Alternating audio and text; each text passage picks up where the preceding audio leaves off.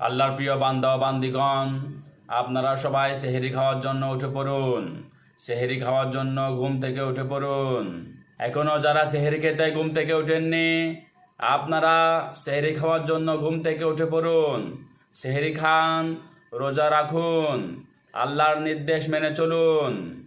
সেহরির আর মাত্র 45 মিনিট সময় বাকি আছে। আর মাত্র 45 মিনিট সময় বাকি আছে।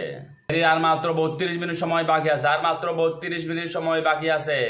আপনারা যারা সেহরি করছেন, দয়া করে তাড়াতাড়ি সেহরি খাওয়া শেষ করুন। আর মাত্র 15 মিনিট সময় বাকি আছে। আর মাত্র 15 মিনিট সময় বাকি আছে।